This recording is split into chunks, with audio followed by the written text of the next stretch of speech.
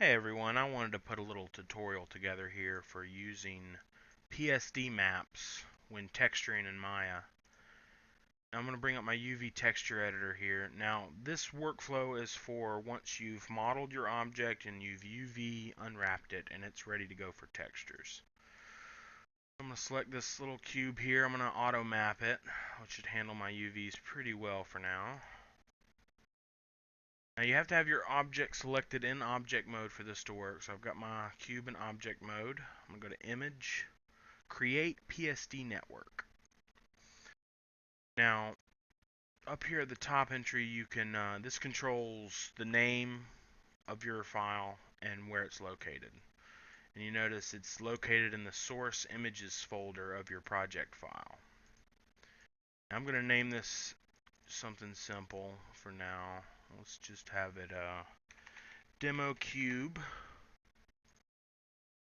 This checkbox here just tells Maya to open this texture file into Photoshop as soon as you make it. Now, if you've done some editing with it and then you're done for the day and you close it, to open it back up, just remember that it's in the source images folder of your project file. Here, this is how you control the resolution for your texture file. I've got it at 2048, pretty standard.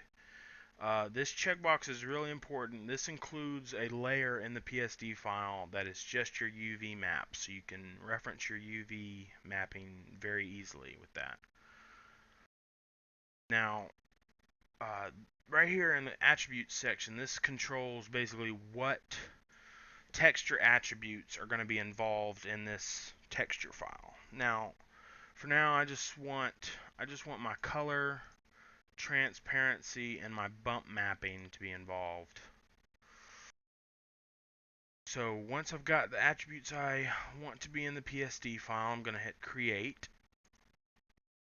File exists, do you wish to overwrite? Yes, because I did this already, but this is my third try, but here we go. So Maya's gonna open up Photoshop for us with our texture file. And here we are. Now, you notice here in the layers we've got UV snapshot, which is just the UVs, just, very simply just the UVs. You've got your Lambert bump folder, Lambert transparency folder, and Lambert color folder, and then a background, but honestly I don't even know why they include that. I'm going to just go ahead and get rid of it. So, we've got color, transparency, and bump all in their own folder.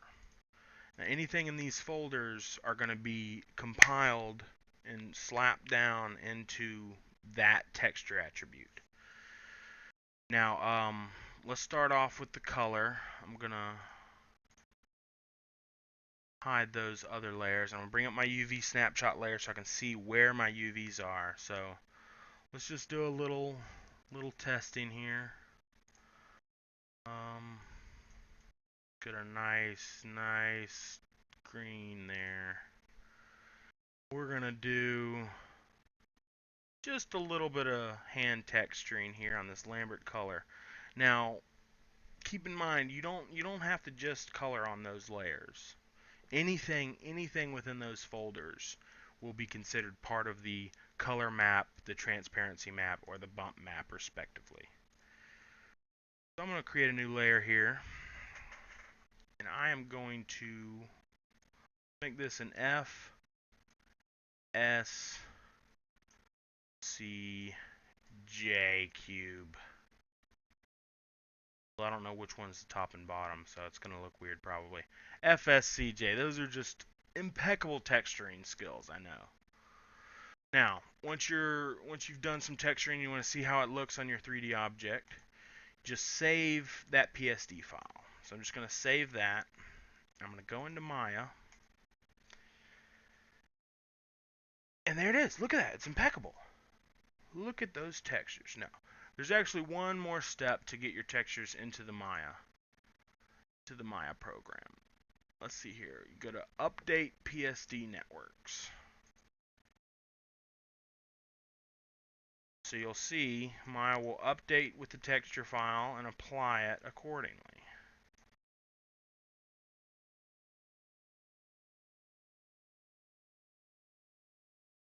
Bring back the texture file here. Let's try out transparency. Now I can't see my UVs because the transparency starts as a flat black, so I'm gonna actually invert my UV map and I'll be able to see it. Alright, let's do a little make sure I'm on the transparency folder, otherwise my changes are not gonna be seen.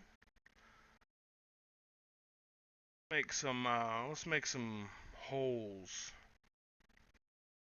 in the FSCJ cube.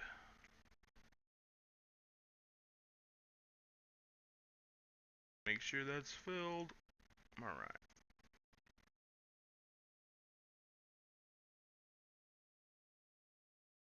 Alright. Got some punch out holes here on the transparency map. I'm going to go ahead and save. Bring up Maya. And let's again go to Image, Update PSD Networks. There we are. We've got our transparency. Now you notice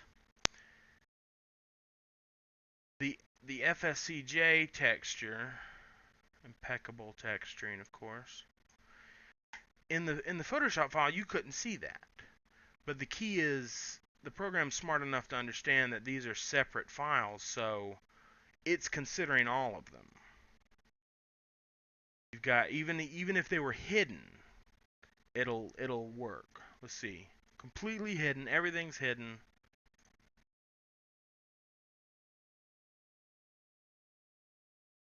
Update the textures. Update PSD Networks. Nothing changes because it even if they're hidden, it's still taking all that information in. This is just a nice workflow that you can quickly jump into Photoshop, do your textures, save it, and then immediately see the effect on your object. Wow, it likes to switch between that. Boom. Now let's have a little fun with bump mapping to finish it off. So I'm gonna bring up the bump file. I'm just gonna do a little noise texture over it. Yeah.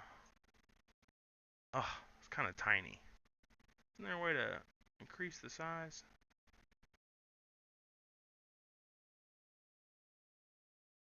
Yee! Anyway, it should still give us a little bumpage. That's on the bump layer. Let's see what it does. Image update PSD Networks. The most bumpiest of bumpy cubes. 10 of 10 would recommend. You can see here, pretty nice workflow. You can manage all your attributes in one simple PSD file. Step backward, let's unbump that cube.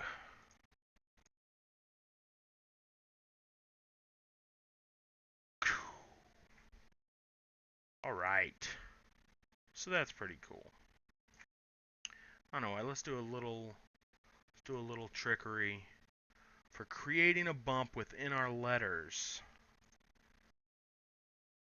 So we've got our FSCJ. Amazing texturing skills.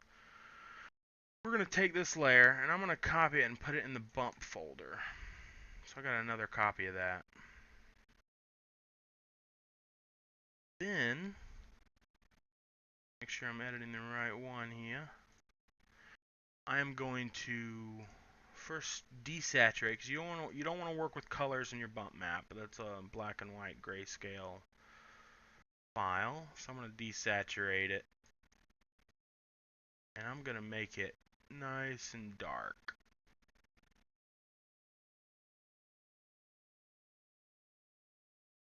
Alright. So that is on the bump layer. And then the color layer, which is under it, got the color information.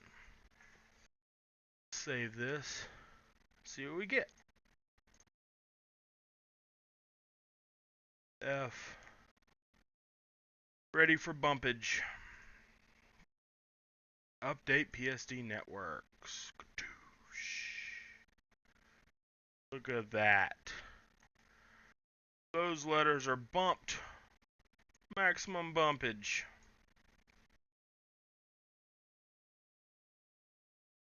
Awesome. There you have it. Using PSD Networks and Maya. It's a nice little texturing workflow. Keeps your work kind of simple. Now, I guess to show you real quick,